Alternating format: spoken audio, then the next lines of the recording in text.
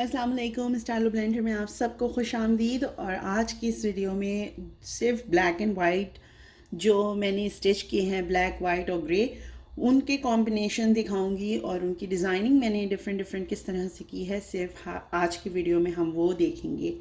तो सबसे पहले मैं आपको ये बस बताना चाहती हूँ कि इसमें कुछ ऐसे डिज़ाइन हैं जिनके ऑलरेडी मैं पूरे पूरे ट्यूटोरियल्स बना चुकी हूँ, और इसमें कुछ डिज़ाइन ऐसे हैं जो बस मैंने स्टिच किए हैं और वो मैं आपको दिखा रही हूँ।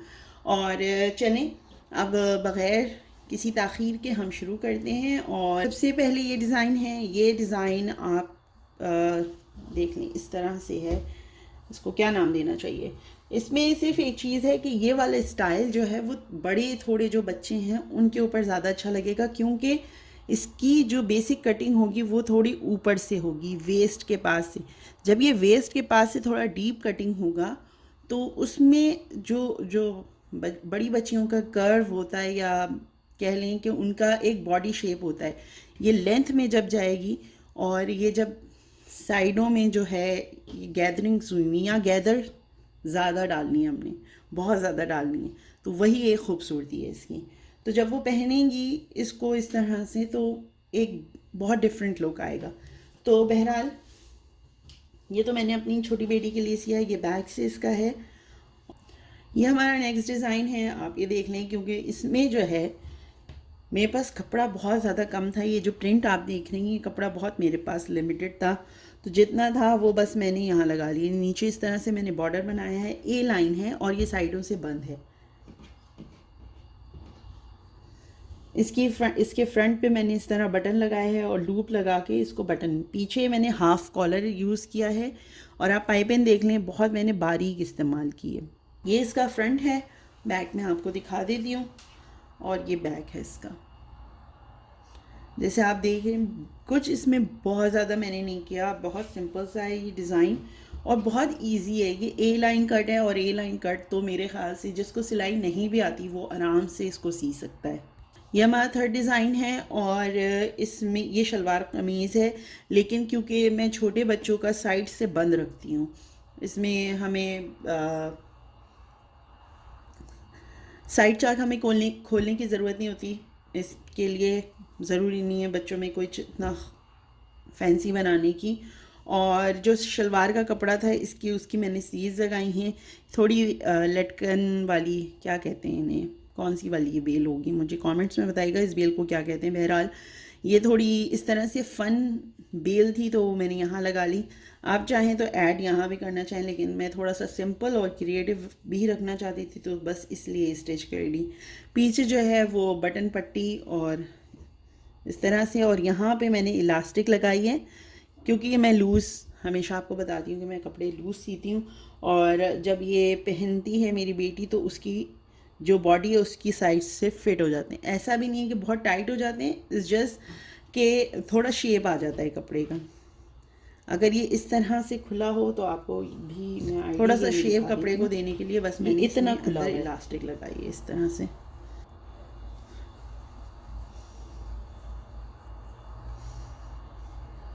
इसके साथ बिल्कुल बस स्ट्रेट जो शलवार कह लें, ट्राउज़र कह लें, वो मैंने स्टिच किया है। ये जो है वो अम्ब्रेला कट स्टाइल है, आप देख लें, शिफॉन का। ये मेरे पास असल में फैब्रिक जो था, ये हिजाब में मेरा स्क्वायर हिजाब था, उसका फैब्रिक था ये, तो उससे मैंने इस तरह अम्ब्रेला कट फ्रॉक बना ली है। अंदर कॉटन की लाइनिंग लगाई है, थोड़ा सा जो है वेदर चेंज हो रहा है, ऊपर बस बो बना के लगा दी है इस तरह से। अगर आपके पास थोड़ा सा कपड़ा ज़्यादा हो तो इसी के ऊपर ये जो प्रिंटेड फैब्रिक है इसकी छोटी सी बो, डबल बो जब होगी तो वो एक बहुत डिफरेंट लुक लगेगा। इस तरह से यहाँ चुनों वाली मैंने स्लीव्स लगाई हैं, बैक पे हुकेनाई लगाया है, और ये बहुत सिंपल सी हमारी शर्ट तैयार हो गई है। फ्रंट पे मैंने छोटी सी जो है ना इलास्टिक लगाई है, ये देखें, इसमें ये इतना खुल सकती है, तो इसके अंदर बहुत गुंजाइश है, सिर्फ इसलिए कि बॉडी की फिटिंग पे आ जाए। अब जो मैं आपको डिज़ाइन दिखा रही हूँ इनके ट्यूटोरियल्स तो आप ऑलरेडी देख ही चुके होंगे, नहीं तो लिंक जो है वो मैं डिस्क्रिप्शन में दे दूँगी। ये सिल्क का मेरा हिजाब था, उससे बनाया है मैंने। अब अबाया स्टिच किया था अपना, उसके ये बचे हुए पीसेस थे, तो ये इस तरह से मैंने लगा लिया है। यहाँ पे मैंने हुक एंड आई लगाया है और टैसल्स लगा दिए हैं। सिंपल ए लाइन स्टाइल है। और ये बैक है इसका, कि इस पे बैक में मैंने कुछ कट नहीं लगाया, फ्रंट ओपन है इसका। इस तरह से फ्रंट का गला मैंने खोल के रखा हुआ है। एक और स्टाइल है, इसका भी ट्यूटोरियल तो आप लोगों ने देख ही लिया होगा। और बचे हुए जो टुकड़े होते हैं, लोग अक्सर परेशान हो जाते हैं कि क्या करें, किस तरह से उन्हें यूटिलाइज़ करें। तो बेसिकली ये उन्हीं लोगों के लिए वीडियो है कि जो अपनी बच्चियों के लिए जो बचे हुए पीसीज होते हैं टेलर के पास छोड़ आते हैं, उन्हें उनसे ले लिया करें। और अगर स्पेशली जो अच्छी क्वालिटी वाला कपड़ा होता है वो मत छोड़ा करें। जो टेलर्स के पास कपड़े बच जाते हैं वो बाहर उनको सेल आउट करते हैं, और फिर वही बड़ी बड़ी फैक्ट्रीज़ में जाकर या छोटे पैमाने पे जो छोटा भी कारोबार कर रहे हैं वो लोग वो पीसेस ख़रीद लेते हैं, और उसके बाद उसके कुर्तियाँ शुर्तियाँ बनाकर और फिर वो बाज़ार में 1200, 1500, 1800, 2500 की मिल रही होती हैं। तो स्पेशली जो अच्छी क्वालिटी का कपड़ा होता है वो रख लिया करें, ताकि आप उससे अपनी बेटी के लिए कुछ बना सकें। ये पफ स्लीव्स बनाई हैं और नीचे मैंने रफल लगा दी इस तरह से। साइड में डोरी बनाकर इस तरह से कर दिया है मैंने। और बैक हमारी इस तरह से, पीछे हुक एंड आई लगाए।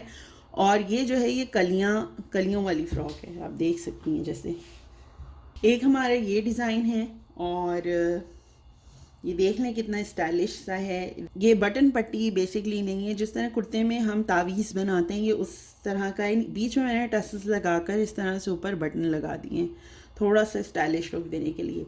ये मेरे पास बेल के सिर्फ इतने ही टुकड़े मौजूद थे जो मैंने इस पे लगाए हैं। इससे ज़्यादा मेरे पास नहीं थी बेल, तो इसलिए बस कभी कभी होता है कि आपके पास कोई चीज़ होती है उसको देख के आइडिया आता है। तो मेरे पास ये बेल थी और मैं चाहती थी, मुझे ये पसंद थी बहुत बेल, तो मैं चाहती थी इसे कहीं इस्तेमाल ज़रूर करूँ।